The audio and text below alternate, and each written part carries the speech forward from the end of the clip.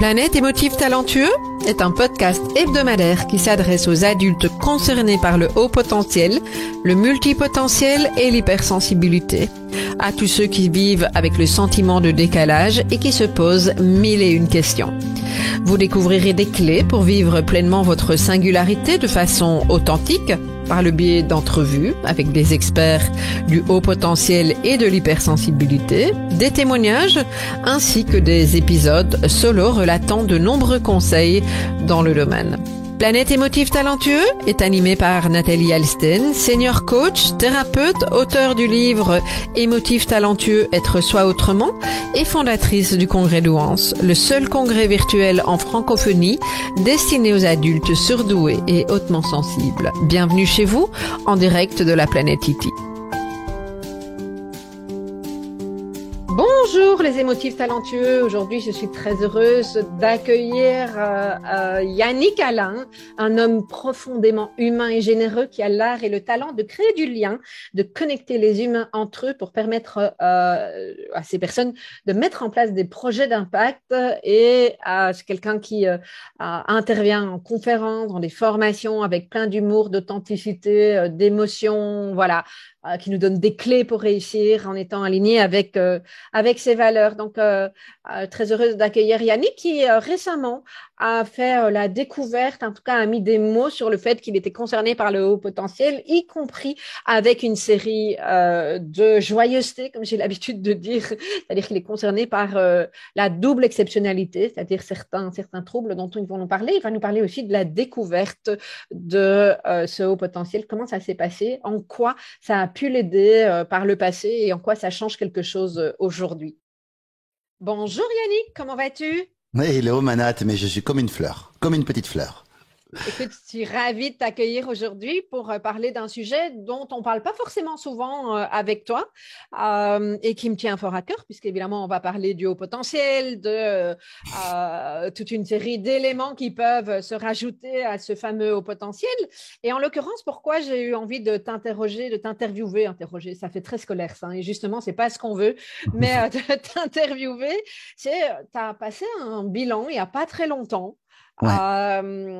Et moi, j'avais envie de te questionner, parce qu'on a beaucoup de personnes dans notre public qui se posent la question de passer ce bilan ou pas, à quoi ça va servir, toute la partie de la découverte n'est pas forcément évidente. Donc, voilà, j'avais envie d'aller sur ce chemin-là avec toi. C'est OK pour toi? Bien, mais je suis à 2000% OK et j'ai même hâte d'en apprendre peut-être un petit peu plus sur moi grâce à toi, probablement. Tu vois, parce que c'est vrai que voilà, ça a été un petit choc pour moi quand même. Oui. Mais alors, dis-moi, moi, la première question que j'ai envie de te poser, c'est qu'est-ce qui fait qu'à un moment donné, tu t'es dit, je vais prendre rendez-vous avec quelqu'un pour aller valider ou pas ce fameux haut potentiel? Déjà, tu sais, moi j'ai une attitude très yes man. Tu sais, tu me dis ah tiens on fait ça, ouais d'accord, c'est nous, ouais d'accord. Tu sais, je suis tout le temps un peu en train de dire oui viens on fait n'importe quel truc qui peut être enthousiasmant, ça me va. Et là j'ai une amie qui m'appelle, une voisine, qui s'appelle Delphine, qui est incroyable et qui me dit ouais Yaya, elle me dit je sors de chez une psy là, je viens de passer un test et elle m'a dit des trucs de dingue comme quoi en fait j'étais au potentiel alors que moi j'avais eu l'impression d'être un peu con quand j'ai rempli le document et tout ça, c'était fou. J'ai fait la restitution aujourd'hui, j'en ai appris vachement sur moi. Elle me dit, tu devrais y aller. Toi, tu l'as déjà fait, toi? Je dis, mais non, tu devrais y aller. Mais je sais pas de quel test on me parle, je sais pas ce que je vais faire réellement. Je sais juste que ça coûte 250 balles. C'est tout ce que je sais. Et donc voilà, donc je dis, ok, feu à volonté, c'est parti, on y va. Et puis je fais ce test-là, et au moment où je fais le test, je sais même pas qu'est-ce que je suis en train de faire comme test. Elle me fait jouer avec des cubes, elle me pose des questions, elle me chronomètre pour faire des trucs. Il y a des fois, elle me chronomètre pas. Tu vois, je fais et puis c'est vrai que je me sens un peu con sur plein d'aspects, tu vois. Elle me fait passer des tests de vocabulaire, de trucs c'est assez spécial, quoi. Puis ça dure peut-être une heure, peut-être une heure max, ouais, à mon avis, une heure et demie maximum. Et elle me dit, écoutez, pour la restitution, c'est dans 2 semaines, quoi. Je dis, ok, feu à volonté, allons-y. J'y reviens 2 semaines après. Et là, elle me dit, écoutez, monsieur Alain, elle me dit, j'ai une bonne et une mauvaise nouvelle pour vous. Je dis, ok. Je dis, c'est quoi? Commencez par la mauvaise. Elle me dit, votre test n'est pas vraiment valable. Je dis, ok, allez-y pour la bonne. Elle me dit, vous êtes au potentiel. Et je dis, ok, alors explique, mais c'était quoi? Et en fait, je savais pas que j'avais passé un test de QI, un truc qui s'appelle le WACE 4, un truc comme Ouais, ouais. Je savais pas que c'était ça que j'avais passé moi en fait. Et donc du coup elle m'explique en fait que j'ai ben voilà des écarts on va dire dans mes résultats. Tu sais, t'as plusieurs items, Mhm, tu mhm. sais des items qui sont liés tu sais aux différentes choses qu'ils testent quoi dans Ouais. tout ça. Et dans le bilan en fait effectivement moi j'ai des assez gros écarts. Et en gros elle me dit mais vous avez jamais eu de problème à l'école et tout ça et tout. Je sais pas si. On a toujours dit de moi que j'étais nul. Les profs me mettaient des claques quand j'arrivais pas à faire les dictées. À chaque fois, en fait, je faisais pas mes devoirs, j'arrivais pas à faire mes devoirs, et tout. On disait que j'étais nul. Je recevais le bilan le bulletin à la maison, je me faisais tout le temps engueuler. Donc en fait, moi, ça a un peu l'école, en fait, pour moi, a détruit un peu ma confiance, mon estime de moi. Et donc du coup, le fait de savoir que j'ai un problème, en fait, en vrai, il y a un souci. En tout cas, enfin un souci. Je sais pas si on peut appeler ça un souci, mais en tout cas, il y a une différence dans ce que j'ai. Moi, je le vois encore comme un souci. J'ai eu envie de pleurer quand elle m'a dit ça. Et ça Je m'a pris comprends. aux émotions parce que je me suis dit, même là de t'en parler, parce que je me suis dit, mais putain, je me suis dit, depuis toutes ces années, en fait, où on a dit de moi que j'étais nul, que j'étais une drogue, que j'y arrivais pas, toutes ces affaires où j'ai complexé, de pas lire vite, d'être hyper lent pour lire, de pas arriver à me concentrer sur les choses, où j'ai trouvé plein de stratégies, en fait, pour arriver, on va dire, à m'en sortir à peu près, avec l'intelligence que j'avais, et que j'ai fait ce que j'ai pu, quoi, tu vois, avec ce que j'avais. Bah, du coup, ça m'a soulagé et à la fois, ça m'a mis en colère. Parce que je me suis dit, ça m'a soulagé parce que je me suis dit, ben au moins j'ai quelque chose et je peux mettre un mot dessus. Donc elle voyait de la dyslexie, mais enfin sans certitude, hein, mais dans son rapport, en gros, elle parle de dyslexie. Voilà, peut-être que c'est un TDA. Toi, tu avais vu plus un TDA et c'est vrai que je suis peut-être plus d'accord avec le TDA. Il y a peut-être les deux, hein, sans Ouais. vouloir rajouter une couche Oui, entre guillemets, c'est possible. mais c'est intéressant de pouvoir avoir vraiment le panorama général pardon, pour savoir que oui, il y a possibilité d'être concerné par plusieurs de ces aspects, effectivement. Mhm. C'est ça, et donc du coup, quand elle me dit ça, moi j'ai tout ce qui me revient en tête, c'est les profs qui me disent t'es nul, c'est toutes les fois où je me suis dit, où j'avais des gens qui me disaient mais c'est bon, t'as deux phrases à retenir, c'est rien deux phrases à retenir, et moi complètement en panique, moi qui suis devant des fois mon prompteur quand je fais mes vidéos sur internet et qui vois un écran noir parce que j'arrive pas à lire mon prompteur, il faut me le faire d'une manière très spécifique, tout ça, moi qui n'arrive pas à me mettre au travail, moi qui procrastine sur plein de choses, même quand j'aime ça, par moments j'y arrive pas à m'y mettre, et comment est-ce que j'arrive à me hacker là-dessus? Alors aujourd'hui, Dieu bénisse, j'ai un business qui tourne bien, je m'en sors très bien. Je fais partie des très grands privilégiés de cette société par rapport à ma situation financière et tout ça. Mais ça vient avec un sacré paquet aussi de traumatisme aussi.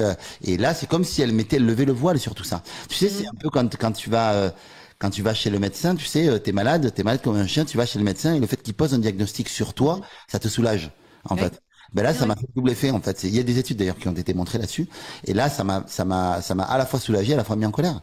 Je me suis dit, putain, mais pourquoi les gens ont été tu vois, j'ai compris, en fait. Sauf que je sais pas quoi faire avec aujourd'hui.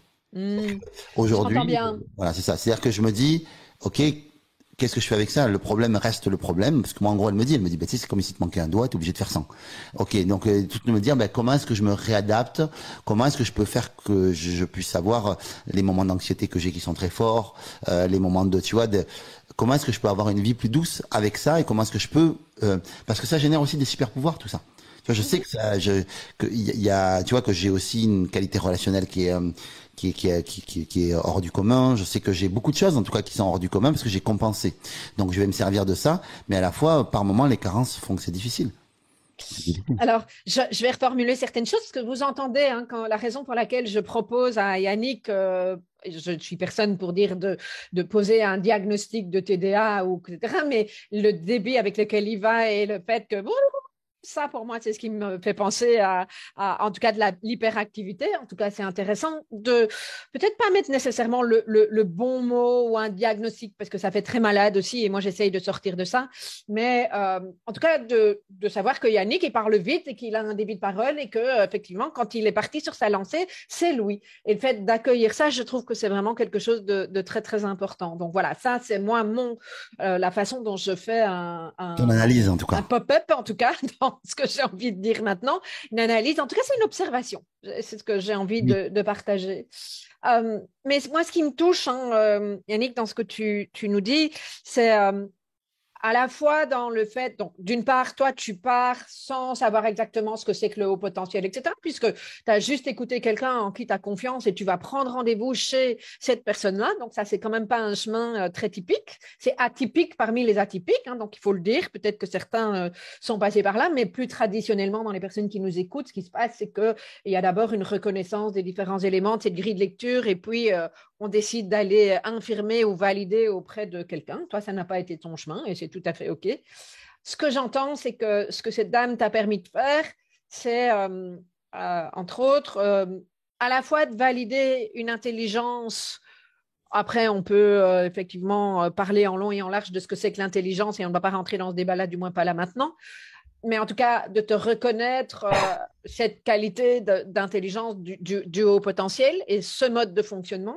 Ouais. Et en même temps, de te montrer que si cette intelligence n'a pas été perçue telle qu'elle par l'environnement extérieur et par toi aussi, puisque ça ne t'a pas aidé à construire ton estime de toi et ta confiance en toi, c'est que tu ne pouvais pas savoir et que ça s'est expliqué, ça s'explique pardon, par toute une série d'éléments, peu importe que ce soit, en tout cas pour le moment, que ce soit du DIS, du TDA, de l'hyperactivité, etc. Hein, donc TDA, pour les personnes qui nous écoutent, trouble du déficit de l'attention. Okay. Ça donne du sens. Est-ce que c'est déculpabilisant? Euh, oui, dans une certaine mesure pour moi, oui, parce que, mais à la fois, je veux pas que ça devienne une excuse, tu Ouais. vois, pour ça, mais à la fois, oui, c'est un peu déculpabilisant et tu te dis, bon, ben, j'ai ça, voilà, ça implique que quand j'étais avec mon ex, qu'elle me disait, ah, mais moi, j'aime regarder que les films, en fait, en VO et que moi, ça me faisait paniquer, quoi. Je dis, ah, mais moi, je veux pas parce que j'ai l'impression de passer mon temps à lire, de devoir faire pause parce que je lis pas suffisamment vite et du coup, à chaque fois, j'ai l'impression de louper plein de choses, en fait, d'un film que je regarde en VO, tu vois. Ouais. Donc du coup ça c'est une torture pour moi le VO par exemple. Et du coup je me disais avant de savoir ça, je me disais ben presque fais-toi violence et Mhm. regarde quand même et tu vas t'habituer à force. Mais en fait au final quand je suis tout seul, je hors de question que je regarde en VO, je regarde pas en VO en fait je peux même ne pas regarder un film parce qu'il y a de la VO en fait, tu vois. Ouais. Et là le fait de le savoir, je me dis au début j'ai le réflexe de me dire bah c'est normal que j'aime pas les trucs en VO parce que c'est une horreur. Et à la fois je me suis dit mais est-ce que je devrais pas faire l'effort? Et là je sais pas quelle est la limite, tu vois. Donc, ça, tu es en apprentissage par rapport à ça maintenant. Ce que j'entends, c'est que le fait d'avoir posé cette grille de lecture, je préfère le mot grille de lecture que diagnostic parce que ça fait meilleure santé. Ça te permet effectivement d'identifier que, ben non, toi, la VO, parce que tu parles pas suffisamment bien l'anglais et lire les sous-titres, c'est compliqué pour toi. Et donc, ça, c'est pas ton truc, mais tu es à la limite de pouvoir l'exprimer et d'encore te suradapter. C'est ça que j'entends? Oui. Ouais, ouais, ouais. En fait, je peux dire, en fait, c'est-à-dire que j'ai peur de tomber dans le piège de l'excuse. C'est-à-dire de Oui. me dire, en fait, de me dire, bah, ah ben, tu comprends, je suis comme ça, hein, je suis dyslexique, hein, donc du coup, tu comprends, il faut aménager les choses pour moi, ou je suis TDA, ou je suis TDAH, tout ça, il faut aménager les choses pour moi, parce que, et le truc de me dire, écoute, vas-y, le monde, lui, il tourne plus facilement, en fait, comme ça, et donc vas-y comme ça, voilà, même si c'est très inconfortable pour moi et que c'est pénible. Et je sais pas quelle est la limite en fait et quel est le juste milieu, même si j'imagine qu'il n'y a que moi qui peux le trouver, tu vois. Je sais pas. Je suis entre les deux en fait. C'est le travail en cours, hein, ce que j'ai envie de dire à notre communauté qui nous écoute, c'est que effectivement, c'est la découverte de cette grille de lecture, ça peut faire comme si tout explosait ou en tout cas une perte de repère. Et moi, je dis souvent, on doit déconstruire pour reconstruire. Et ça prend le temps que ça prend. Il y a combien de temps que tu as passé ce bilan? J'ai essayé de voir la date tout à l'heure du bilan. Là, si tu permets, je vais essayer de la trouver. Est-ce qu'il Moi, y je a... pense que ça fait à peu près 6 mois parce que je me rappelle que tu m'en as parlé en Ouais. avril, je pense, ou un truc comme Peut-être ça. qu'à la fin il y a une date. Est-ce qu'elle a mis une date à la fin?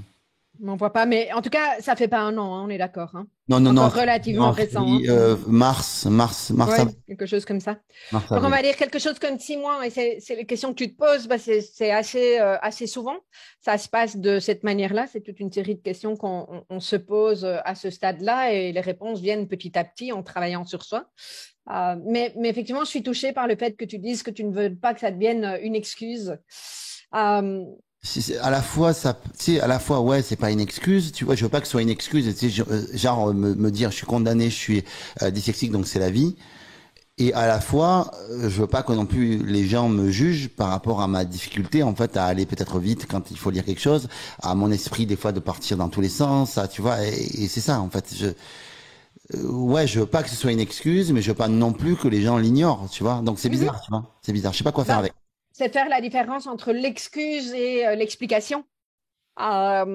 L'explication qui te permet d'être entendu dans tes besoins, alors que l'excuse permet à un moment donné de ne pas prendre sa responsabilité. Et ça, c'est complètement différent. Oui, je vois, parce que moi, je trouve ça absolument génial. Tu sais, il n'y a que toi qui ait osé ça jusqu'à présent, mais Yannick, il a cette capacité de montrer son bilan. Moi, perso, je ne suis pas arrivée. Ouais, C'est bah, pour moi, avec moi toute seule, tu vois. moi, je vois aucun problème à le montrer. Vraiment, j'ai aucun souci en fait à montrer mon bilan parce que c'est moi et parce que je m'en fiche de quel QI j'ai et que les gens sachent que Mhm. j'ai un QI qui est en dessus ou au-dessus d'eux. Je m'en fous en fait en soi. Tu sais, je me dis bah tu sais moi c'est moi de toute manière et puis c'est qu'une grille de lecture, hein, ça définit pas qui je suis. Hein. Mais par contre, ça permet de comprendre. Et donc du coup, je me Ouais. dis si ça permet aux gens de comprendre, si je peux le partager et si tu veux le partager, moi c'est avec plaisir. Ok, merci pour ça. Euh, j'ai envie de rebondir sur un autre aspect. Ce que j'ai entendu aussi, c'est combien tu as mis en place toute une série de stratégies quand tu étais enfant ou adolescent. En quoi ces stratégies-là ont pu également t'aider au niveau de ton activité professionnelle? Bah, je crois. Alors, c'était pas lié à mon. Moi, je savais pas que je mettais en place des stratégies. Moi, Non, je bien pensais sûr. que c'était juste parce que j'arrivais pas et que donc du coup j'ai trouvé des chemins, mais c'était pas, c'était très inconscient ces stratégies. Ce que je veux dire par là, c'est ça, c'est que j'ai fait comme j'ai pu avec ce que j'avais et tout ça. Maintenant, ce que je pense que ça a développé dans mon business, c'est une combativité probablement plus importante que le commun des mortels, une persévérance probablement plus importante que le commun des mortels, une compréhension également et une lecture de l'humain, parce que c'était moi mon truc, c'est de comprendre l'humain et c'est très facile pour moi de me connecter de cœur à cœur avec quelqu'un. Donc ça, je sais que j'ai surdéveloppé en fait cette intelligence relationnelle là, parce que intellectuellement, je savais que je pouvais pas tenir la distance, donc j'étais vraiment là-dedans. Ça a développé chez moi une capacité aussi à être obligé de comprendre bien avant que je découvre cette histoire de TDAH, tout ça, être sincère avec moi-même et de le Mhm. dire à mes équipes quand j'ai commencé à avoir mes entreprises et tout ça, à dire à mes équipes, bon ben, tu sais, j'ai un niveau de concentration qui est pas très bon, ou alors par moment, enfin, mes équipes en fait, je crois qu'ils arrivent à comprendre, même sans savoir ça, Mhm. ils arrivent à gérer avec ma personnalité qui est pas évidente. Moi, tu me dis de faire quelque chose à telle date, à telle heure, il faut que tu rendes un travail à telle heure. En fait, c'est une torture pour moi. Mhm. C'est très difficile pour moi de rendre un produit. Voilà, moi, il faut que je sois inspiré, il faut que je sois dans une bonne disposition. Et même quand je suis en bonne disposition, la pression fait que par moment, j'y arrive pas. Alors, du coup, je fais dernière minute. Des fois, je suis génial et des fois, je suis nul. Donc, en fait, on est obligé de composer avec ça. Alors, j'ai appris avec le temps des habiletés euh, comment dire de communication parce que je suis un bon communicant. Donc du coup, j'ai appris des habiletés qui font que je m'en sors bien. Je m'en sors avec de l'humour. C'est quelque chose qui est très très présent chez moi. En fait, arriver à rebondir et à improviser avec de l'humour. Et à côté de ça, je suis quand même très très anxieux. Donc ça va pas avec l'improvisation, l'anxiété. Hein. Mais tu vois, j'arrive en tout cas par moment à lâcher prise. Je crois qu'il y a des moments quand je suis dos au mur, t'as le choix soit de t'effondrer, soit de prendre de te relever les manches en fait et d'y aller même si c'est pas parfait. Et dans ce contexte-là, dans un contexte de chaos, en fait, souvent je m'en sors bien. Je m'en sors relativement bien dans un contexte de chaos et j'aime pas ça. Hein. Je dis pas que c'est ce que je recherche et ce que j'aime, au contraire. Mais pourtant, c'est souvent là que je me révèle. Mhm. Tu vois, Mhm. semaine dernière, j'ai fait une conférence pour la journée de l'audace. Un quart d'heure avant ma conférence, je n'avais rien préparé. Mhm. Parce que je ne savais pas forcément de quoi je voulais parler, je savais pas comment je voulais le structurer, il y a un timing important, il y a tout ça et tout. Eh ben, j'ai probablement fait une de mes meilleures conférences. Mhm. Voilà, donc, tu vois, comme quoi, je sais pas. Parce que tu as réussi à te connecter à toi. Est-ce qu'on peut dire qu'à ce moment-là, tu n'étais pas angoissé? Est-ce qu'il y avait une confiance particulière? Est-ce que tu as pu Oui, percevoir ça? Est-ce que tu as j'ai pu quand même, observer ça? j'ai confiance en mon intelligence du moment. Je fais Mhm. assez confiance au Yannick du futur, ce que je ne faisais pas avant. Plus je Mhm. fais confiance au Yannick du futur, plus je suis confiant sur l'instant présent. Et du coup, c'est vrai que ça m'aide parce que du coup, j'ai quand même des preuves aussi que le Yannick du futur, des fois, il assure grave. Tu vois, donc voilà. Donc si j'ai en fait si j'ai ce truc-là de me dire, ben j'ai confiance au Yannick du futur, c'est vrai que ça c'est quelque chose qui m'aide pas mal en fait à lâcher prise. Du coup, quand j'arrive après sur scène, je peux développer quelque chose de vraiment cool. Mais des fois, je peux faire un peu de la merde, hein, quand même aussi. Mais je m'en sors toujours parce que j'ai de l'humour, parce que j'ai quand même certaines choses qui sont en pilote automatique chez moi et donc du coup, je peux les sortir en backup. Mais si je veux créer vraiment de la magie, ben ça se crée pas tout le temps, mais souvent quand même, souvent. Mm. Comment tu as fait pour développer cette confiance dans le Yannick du futur? Une bonne question. C'est que je suis tellement anxieux de nature. Je suis tellement, je me fais tellement de billes, je me fais tellement de nœuds au cerveau, et je suis tellement dans la projection dans le futur, à me dire putain et s'il se passe ça, putain j'y arrive pas. Tu sais, je suis tellement, j'ai tellement peur. En fait, je suis très très peureux moi en vrai. On pourrait me voir extrêmement courageux, mais en fait en réalité je suis très très peureux. En tout cas, c'est vraiment la je pense que je suis courageux parce que je suis peureux justement. Je crois que du coup dans ma tête en fait j'ai beaucoup d'anxiété en fait. Je stresse énormément et donc du coup je crois que ça a été une stratégie inconsciente de me dire ben regarde essaie de prendre des moments où tu as été bon dans ta vie.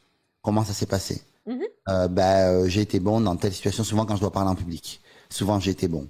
Ok, ou j'étais pas mauvais en tout cas. Mais moi, des fois, en plus, c'est une haute exigence de moi-même. Donc, en fait, c'est pas que je veux être bon, je veux être excellent. Tu vois, je veux que ce que je fais, je veux que ce que je produise me touche. Et mon exigence, elle est là. Elle est même pas vis-à-vis des autres. Tu vois, par exemple, pour le QI, je sais qu'il y a des gens bien plus intelligents que moi. Mais par contre, moi, si je peux avancer avec ce que j'ai pour moi, je suis content de ça. C'est-à-dire que le regard des autres, je dis pas qu'il compte pas, parce qu'il compte évidemment, et évidemment que c'est important pour moi, mais je me rends compte que sur certains sujets, dont l'intelligence, dont l'image publique, c'est pas si important que ça pour moi. Voilà, c'est pas si important que ça pour moi parce que j'arrive à m'en défaire. Par contre, ce que je veux, c'est moi me toucher moi-même. C'est-à-dire, je veux être fier de ce que je fais. Je veux être, et j'ai des hauts standards pour moi. Donc du coup, voilà, des fois, je peux faire une conférence. Des gens vont venir me féliciter, me dire bravo, c'était génial, tout ça.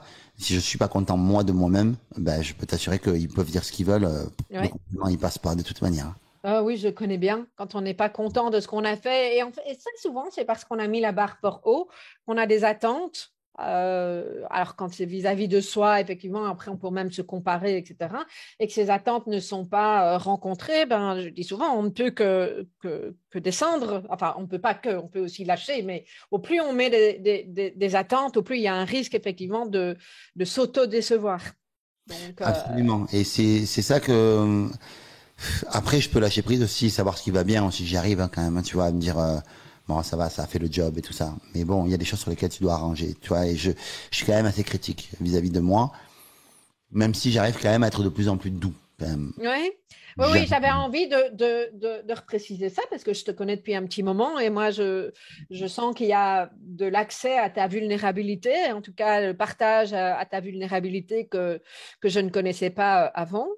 Ah Alors bon? en fait, hein, alors que je ne connaissais pas, que je connaissais mais que je ne te voyais pas partager en public. Ah d'accord, ok, ok. Et moi, ça, personnellement, ça me touche. Est-ce que tu te rends compte de ça? Pas trop, pas trop pas trop parce que je sais pas comment je saurais pas faire autrement en fait, je crois. Mm. Je saurais plus peut-être faire autrement, plus que pas. Je saurais plus Mm. faire autrement parce que ça libère tellement. Tu sais, quand dans une relation, et c'est moi, c'est une relation au public ou au monde ou aux gens qui me voient en fait. Quand dans une relation, tu es clair avec qui tu es, en fait, t'as pas peur qu'on découvre un loup ou t'as pas peur qu'on découvre en fait une sorte de cadavre caché dans le placard. Tu sais, ah mon Dieu, ça c'est pas beau chez moi. Moi, j'essaye de tout déballer, d'être le plus sincère et honnête avec tout le monde. Et les gens me prennent comme je suis. Alors évidemment, on est fait de multifacettes et de multiples facettes et on est comme un diamant, on a plein de facettes et on ne montre au monde que certaines facettes. Mais j'ai aucun problème, moi, à ce que tu me dises. Est-ce que, Yannick, est-ce que tu es par moment malhonnête? Oui, probablement. Est-ce que Yannick, j'ai pas de problème dès l'instant que c'est sincère à partager tout ce que je dois partager sur moi parce que c'est moi et que du coup, tu ne peux rien contre moi puisque je n'ai rien à cacher. Bien Donc, sûr. comme j'ai rien à cacher, tu n'as rien, tu ne peux rien, en fait. Et donc, je crois que c'est une manière, une stratégie aussi déguisé probablement de ne laisser aucun pouvoir à l'autre sur moi. Enfin, en tout cas, Mhm. d'essayer de ne lui laisser aucun pouvoir sur moi. Ouais, Évidemment ouais, que ça me touche. Si, absolument. si je vois sur Internet quelqu'un qui dit, oh, t'es nul, oh, je l'aime pas, lui, oh, il me saoule, oh, machin, ça me fait sourire. Ça, c'est la façade. Mais au fond, ça me fait un peu mal quand même. Parce que Bien sûr. j'aime pas ça. Et à la fois, c'est OK d'être qui je suis et que des gens n'aiment pas qui je suis. C'est hyper OK, en fait, en vrai. Tout le monde ne peut pas aimer qui je suis, tu vois, et c'est normal, et heureusement, d'ailleurs. Mais c'est juste que moi, j'ai quand même un grand besoin de plaire et d'être aimé. Donc, du coup, c'est lié à mes blessures, tu vois. Donc, ça me fait toujours un petit quelque chose. Mais au fond, je me dis, si la personne ne m'aime pas pour qui je suis vraiment, ou pour une partie vraie de moi, ben, c'est OK. Mhm. Si par Mhm. contre, la personne a une fausse opinion de moi, d'un truc qui est pas vrai, ou qui est pas vrai, en tout cas, que moi, je perçois pas du tout comme ça, et tout ça, là, souvent, ça me fait un peu plus mal. Tu sais, ça va complètement à l'encontre du il y a que la vérité qui blesse. Oui. Au contraire, c'est moi, au contraire, quand la personne elle se fourvoie et que je me dis mais c'est pas du tout ce que j'ai voulu faire passer comme message, en fait, et c'est pas du tout comme je suis. Tu vois, une fois j'avais vu un coach, le coach m'avait dit regardez, regarde comme t'es vénal, comme tu veux, comme regarde ce monde mercantile dans lequel tu es, dans lequel tu vends tout, dans lequel tu veux. Et en fait, le mec il m'avait déglingué en fait là-dessus. Et, et sur le coup, ça, je me suis dit, mais putain, mais comment il peut dire ça? Comment est-ce qu'il peut dire ça alors que en fait, ce n'est pas que ça. Oui, évidemment, j'ai une part, on va dire, de moi qui est une part aussi qui a besoin d'abondance, qui a besoin d'argent parce que j'ai besoin de vivre et tout ça. Mais il y a une tellement grande part d'humanité en moi aussi. Et du coup, j'ai décidé de ne pas prendre ce qu'il a dit, de dire oui, ok, peut-être qu'il y a une part de moi, effectivement, c'est ok, qui est mercantile et qui effectivement aime l'argent et qui effectivement aime l'abondance et tout ça, mais il y a aussi une part de moi qui est profondément humaine, qui est Mhm. profondément, voilà, et c'est tout en fait. Et en fait, tout ça, ça constitue ma personnalité. Sauf que lui, il a mis la lumière sur le truc qui me faisait, qui pour moi, voilà, et à la fois, ça m'a permis de me mettre à jour aussi sur cette zone d'ombre-là aussi, tu vois, Oui. donc c'était cool aussi. Oui, merci de préciser ça parce que je trouve toujours que c'est intéressant, hein, le fait d'être une personnalité, je vais dire publique, puisque tu es quand même connu par pas mal de personnes. Comme Ça toi, peut effectivement, oui, ça peut effectivement venir chercher toute une série de, comme tu le dis bien, de zones d'ombre. Et en même temps, quand tu es capable de les regarder, je trouve que c'est très intéressant parce que ça te fait évoluer. Et moi, mon business, c'est vraiment ce qui m'a fait avancer, hein, également. Donc, oui. c'est touchant. Dis-moi un petit peu dans la communauté avec laquelle tu travailles, est-ce que tu rencontres pas mal de personnes dont tu penses qu'elles sont concernées par le haut potentiel, multipotentiel, Ah, voire même la haute sensibilité? oui, évidemment, même si je connais très peu cet univers-là, hein, tu l'auras compris, moi j'ai passé un test et puis après le reste, c'est toi qui On est me l'as d'accord. appris. Tu vois, c'est toi qui me l'as appris de nos discussions, de la discussion que j'ai eue un peu avec la psy et deux, trois copains, mais bon, c'est ma plus grosse source là-dessus, c'est quand même toi. Et donc du coup, Merde, c'était quoi ta question? Vous avez ici un exemple même du TDA, donc trouble de l'attention. Je disais, est-ce que tu rencontres pas mal de personnes qui sont Donc oui, concernées par cet atypisme dans ta communauté oui, j'en et ai avec beaucoup. qui tu travailles? Ok. Oui, j'en ai énormément. Et d'ailleurs, bah, tu sais, hein, comme tu recommandes aussi mon programme que tu as fait toi-même, Mhm. bah, du coup, tu sais que bah, ta communauté est souvent très réactive finalement Mhm. à ça. Donc, je pense que soit elle se relie à moi et du coup, elles se disent, tu sais, on doit certainement, tu sais, avoir des points communs. Et je crois que David aussi a une sorte de David Lefrançois, oui, oui, très, probablement un truc là-dedans aussi, parce qu'il m'a dit une fois, mais je suis dyslexique, il m'a dit un truc comme ça. Bon, donc ça m'a surpris, parce qu'il lit super vite. Lui, par contre, c'est un ninja de la lecture. Donc voilà, mais et il a une super mémoire. Donc je sais pas, je trouve ça impressionnant. Alors, peut-être qu'il a trouvé des astuces. Mais oui, donc du coup, je pense que les gens se reconnaissent en nous, parce que je pense que même le programme, de la manière dont il est construit et tout ça, par moment, pour un moldu, c'est pas évident de s'y retrouver, quoi. Il y a tellement de contenu, il y a tellement de choses, que du coup, des fois, les gens disent, oh, wow, il y en a beaucoup, hein. Il y en a beaucoup. Alors que les TDA, dedans, bah, ils se baladent, c'est cool. Tu vois, je te sens que tu vois, c'est cool. Mais en même temps, tu as des équipes qui permettent de remettre de la structure, hein, Oui. tu ne travailles pas tout seul. Donc, ça, c'est ça qui est intéressant parce Mais que c'est David, mon on se peut motive pour rentrer t'aider, de. hein.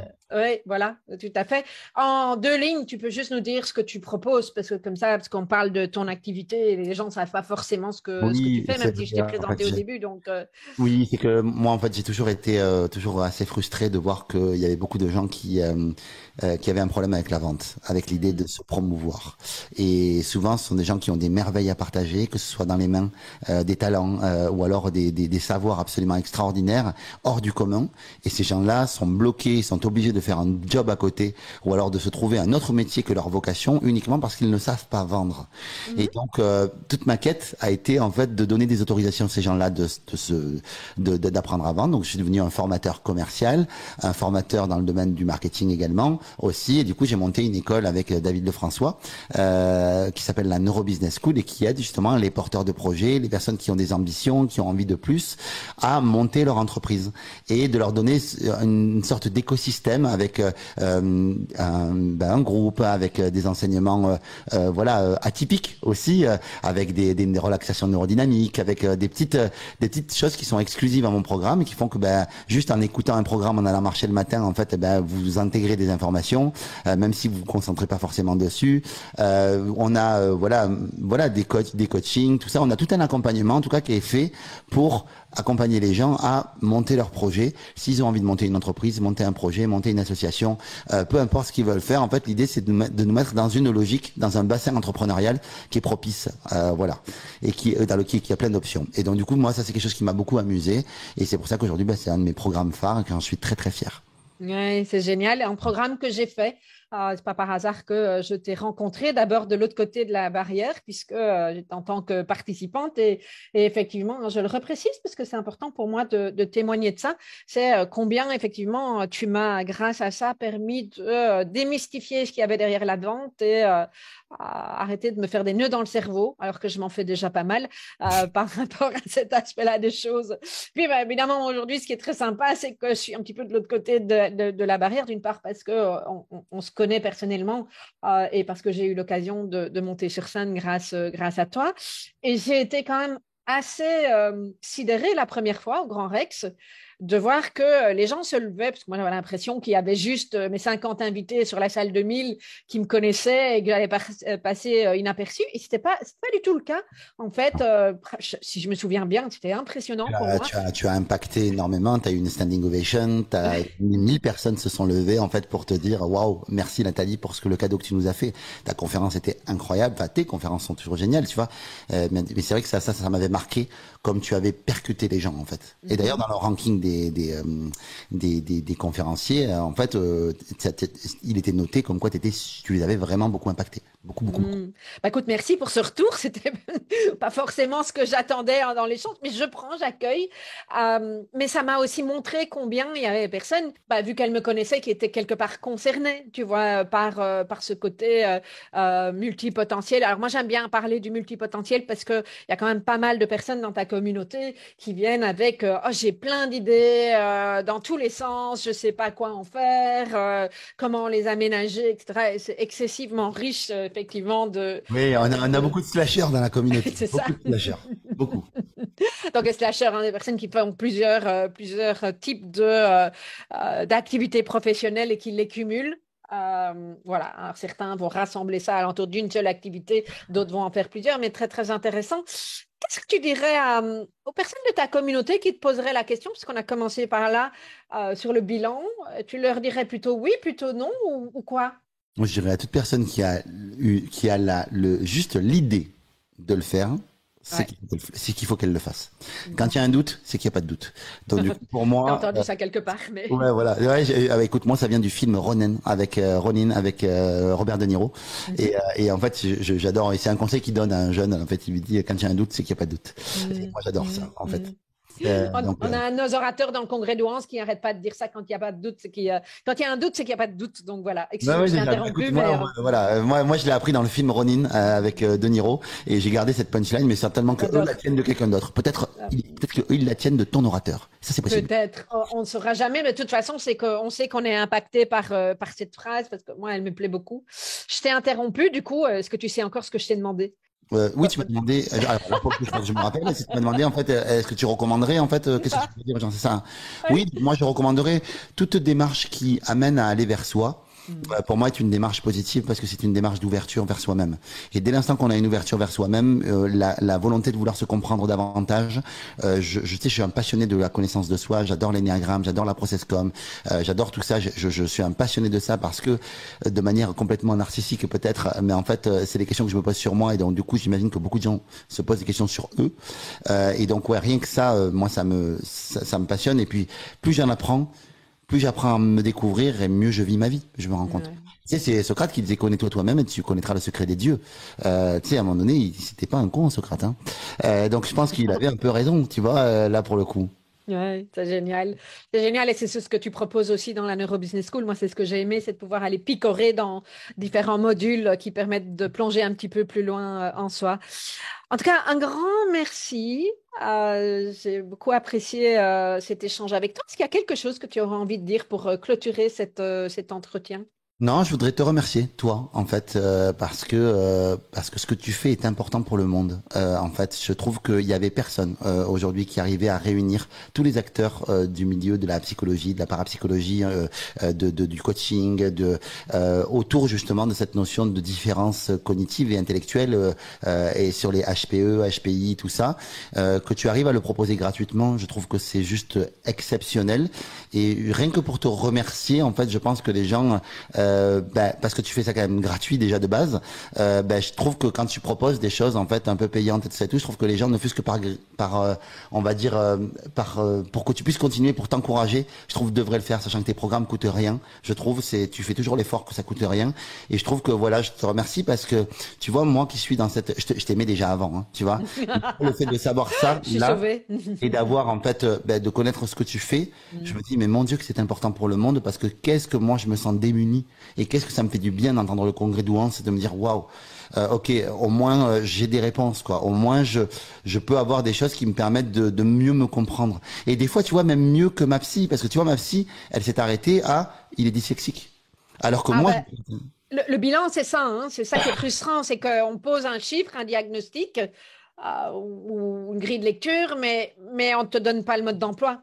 Et moi, c'est ce que je cherche à faire avec les personnes de ma communauté. voilà, et je trouve ça merveilleux parce que t'es dans quand même une mission qui est quand même assez incroyable de te dire, je vais donner, tout le monde est différent et je vais essayer de vous donner un bout de mode d'emploi à chacun d'entre vous. Et ça, je trouve que c'est une tâche qui est très ardue et je trouve que ce que tu fais est important pour le monde. Je te remercie de le faire encore une fois et merci d'exister, vraiment, franchement. Merci de faire ça. Continue, Ah, vraiment. merci pour ton retour, ça me fait vraiment beaucoup de bien.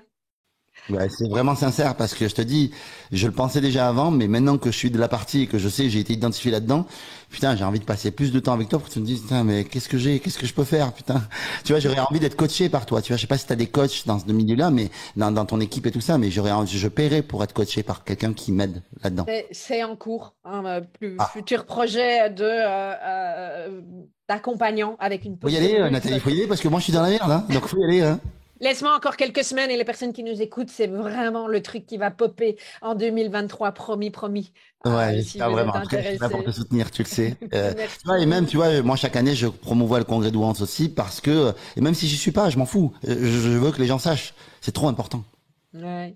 Merci Yannick, à Merci bientôt. à toi. Merci Manat. Merci à vous tous d'avoir écouté. Et si vous avez envie d'en savoir plus sur la façon de développer votre potentiel, que ce soit d'ailleurs après un bilan au potentiel ou sans, parce que ça n'a pas de sens pour vous, eh bien, je vous invite à passer mon quiz en lien avec les 5 graines de potentiel. Pour obtenir le lien, vous faites www.emotif-talentueux.com/graines. Je répète, www.emotif au pluriel talentueux, donc avec un X puisque c'est au pluriel.com/graines. À tout bientôt!